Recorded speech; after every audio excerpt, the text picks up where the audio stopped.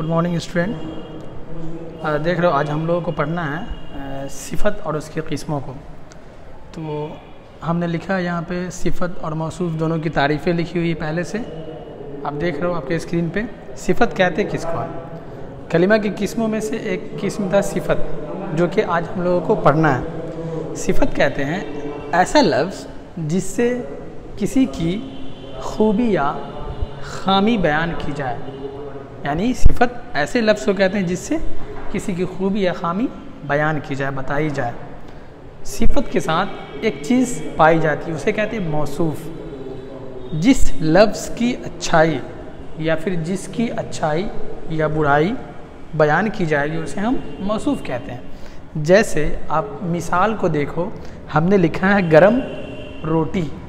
इस मिसाल के ज़रिए आप समझने की कोशिश करो कि हम रोटी के बारे में उसके बारे में बता रहे हैं कि ये गरम है। ठीक इसी तरह से दूसरा मिसाल आप देखो कि अहमद झगड़ालू है। अहमद झगड़ालू है। इसमें दो चीज़ है। झगड़ालू कौन है? ये अहमद के बारे में बोल रहे हैं कि वो झगड़ालू है। तो जिस लफ्ज़ से हम ये बता रहे हैं कि वो झगड़ालू है वो सिफत है, और जिसके बारे में हम बता रहे हैं कि वो झगड़ा है, वो झगड़ालू करता है, वो अहमद है। ये मौसूफ कहलाएगा।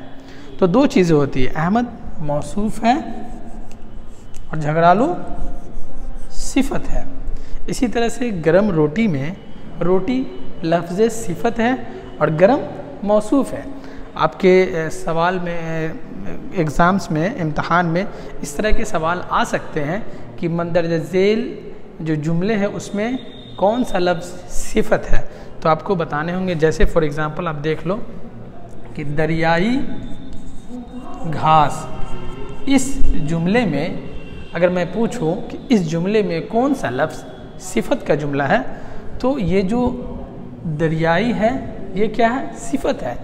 घास के बारे में कह रहे हैं कि ये दरियाई घास है, तो इसका मतलब दरियाई सिफत हुआ और घास क्या हुआ? ये मौसूफ हुआ।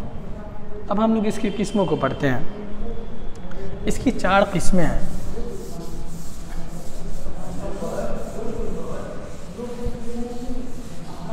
सिफत की 4 किस्में, सिफत की 4 किस्में हैं।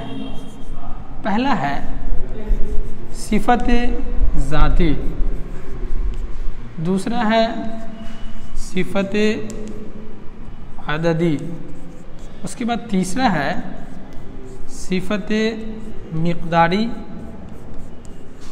और चौथा है सिफत निस्बती। अलग अलग मिसालों से इसको समझने की कोशिश कीजिए। सिफत ज़ाती किसको कहते हैं?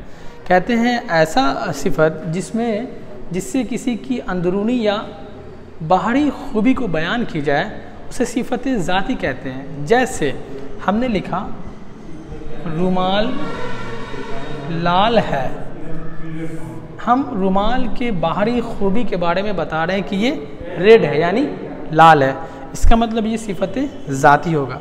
ठीक इसी तरह से सिफत अददी, जिस लफ्ज़ से अदद का पता चले वो सिफत अददी कहलाएगा। जैसे हम लिखेंगे कि 2 अदद कलम लाओ, तो ये सिफत अददी कहलाएगा। इसमें अदद का पता चल रहा है, तादाद का।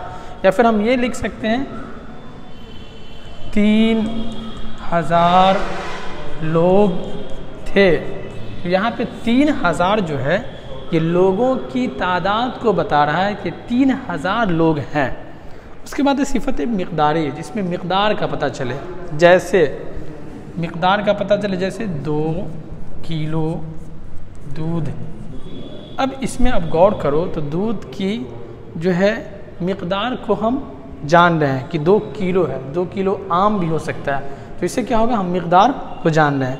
लास्ट है सिफत निस्बती, यानी किसी शख्स की या किसी चीज़ की निस्बत दूसरे शख्स या किसी जगह या किसी दूसरे चीज़ की तरफ जब हम करेंगे तो उसे सिफत निस्बती कहेंगे। जैसे हम लिखते हैं अना दहलवी, तो हमने अना एक नाम है, एक इस्म है, अना की निस्बत दिल्ली की तरफ किया है, तो ये दिल्ली क्या होगा? ये सिफत निस्बती कहलाएगा।